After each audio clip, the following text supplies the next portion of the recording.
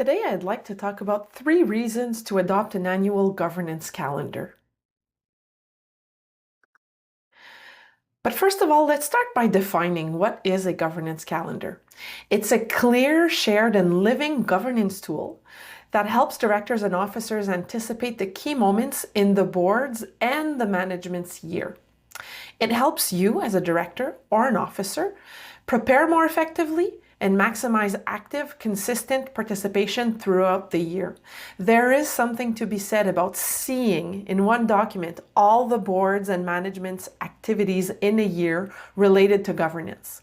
So I've put a little extract here, efficient governance calendar. So there would be months from 1 to 12, and then there's a column where we list what is the management and financial things that need to be done.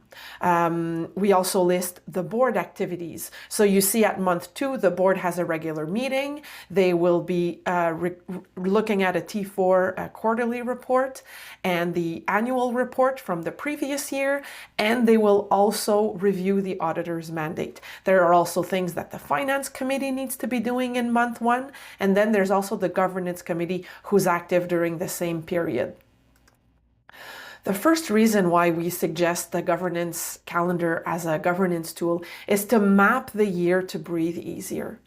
So the governance calendar basically is a very practical tool that we use for mapping out the full year. So in there you have all the board meetings, the board retreat or retreats, the committee sessions, the committee work, report submissions, and other key activities such as the board's annual self-assessment, for example.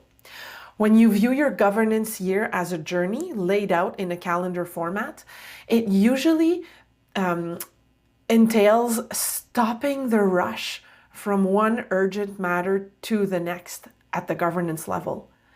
With a governance calendar, you breathe easier, you're able to plan better, and it also usually leads to smoother collaboration. Even if not everything can be planned, let's all agree that having a shared map or calendar helps everyone anticipate, organize, and also prepare their contributions. The second reason for having a governance calendar is being able to link each activity to a clear responsibility. So the governance calendar is more than a planning tool. It's a tool for accountability and coordination. When everyone knows what to do, when and why, governance usually becomes a coordinated dance rather than a series of improvisations. So my suggestion is for every item or action in the calendar, specify who's responsible. Is it the chair? Is it another officer? Is it a committee? Or is it the full board? This level of definition around activities, action, and responsible parties will make you, as a director, feel less like an observer and more like an active contributor to the organization's governance. There is something to be said about having it all laid out in front of you and seeing month to month who is doing what, which committee is working on what item to prepare for the next board meeting or to prepare for the annual general meeting, whatever it is. The third reason is connecting governance activities to strategic and financial milestones. So governance is not limited to meetings. It connects strategy, finances, follow-ups, and accountability. The annual calendar includes key milestones such as budget approval, financial performance reviews, progress on strategic objectives, and other things, super important things like the evaluation of the executive director or DG and of the organization's overall performance as well. This tool, so the governance calendar, allows the board to not only track its governance work throughout the year, it also helps it maintain diligent oversight of operations and strategy. My favorite section of these videos, pitfalls, risks, tips, and impacts.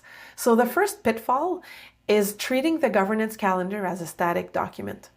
The risk here is freezing the plan and losing the agility needed to adjust governance to shifting priorities. It happens during a governance cycle or year that we're going to have to adjust a certain amount of things.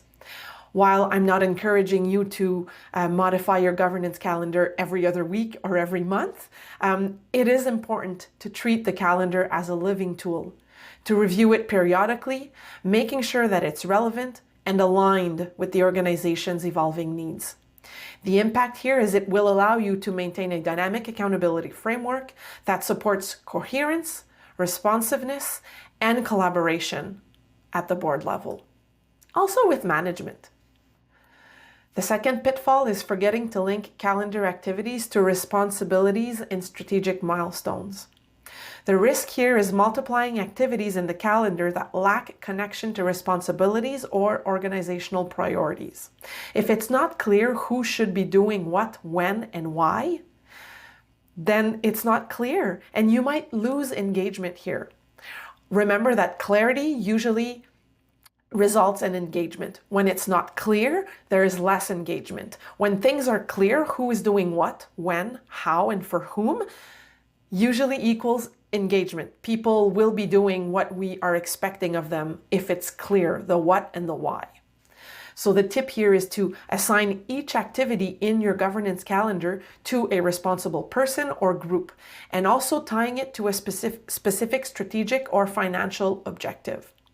The impact here is strengthening role clarity and alignment between governance, strategy, and the organization's intended outcomes. I hope with this little capsule I've showed you effectively what a governance calendar can do for your board.